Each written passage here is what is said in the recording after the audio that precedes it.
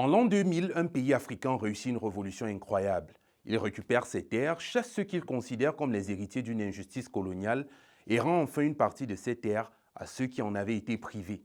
Sauf que quelques années plus tard, c'est le cauchemar. Son agriculture s'effondre, ses exportations chutent. La nourriture commence à manquer et sa monnaie ne vaut pratiquement plus rien. Ce pays, c'est le Zimbabwe. Et son histoire nous enseigne quelque chose que les mouvements souverainistes africains ne devraient jamais oublier. Gagner une révolution ne signifie pas être prêt à gérer le lendemain de la révolution.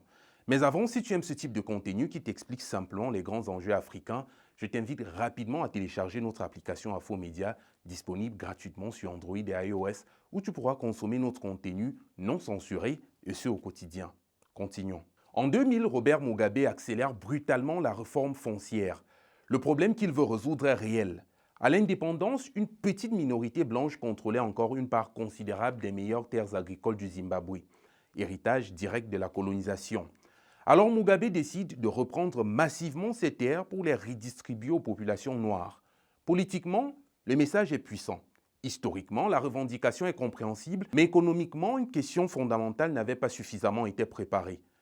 Que se passe-t-il après la Révolution? Parce qu'on ne récupérait pas seulement des terres, on récupérait des entreprises agricoles avec leurs tracteurs et tout leur système de fonctionnement. Et quand ce système est brutalement démonté sans qu'un autre ne soit prêt à le remplacer, les conséquences sont terribles. En quelques années, la production agricole avait chuté d'environ 30% dans les grandes exploitations commerciales. Des machines furent emportées, vendues, pillées et laissées à l'abandon.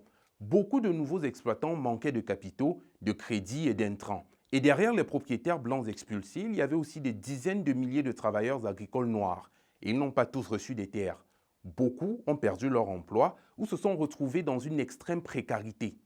Un autre effet direct de tout ceci, c'est que quand l'agriculture produit moins, les exportations rapportent moins de devises. Quand les devises manquent, importer du carburant ou des matières premières devient plus difficile.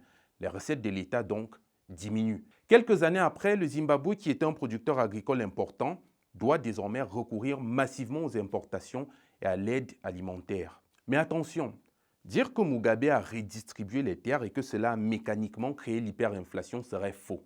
Le Zimbabwe avait d'autres difficultés avant ça. Mais la réforme foncière mal préparée a contribué à casser l'un des moteurs économiques du pays au pire moment. Et c'est la raison précise pour laquelle je vous ai raconté cette histoire. De plus en plus en Afrique, un mouvement souverainiste est en train de prendre de l'ampleur. Mais il existe une réalité que nous ne devons pas ignorer.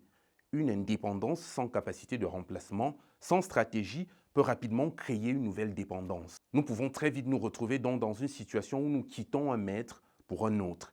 Et notre révolution aurait été vaine ou presque, comme celle du Zimbabwe. Quelles sont les mesures que nos États devraient prendre pour éviter que nous tombions dans le même piège que le Zimbabwe? Parlons-en en commentaire. Je suis Livingstone Amand, c'était Afo au quotidien. Continuez de suivre Afo Média pour un narratif africain sans complaisance, mais sans condescendance. À demain.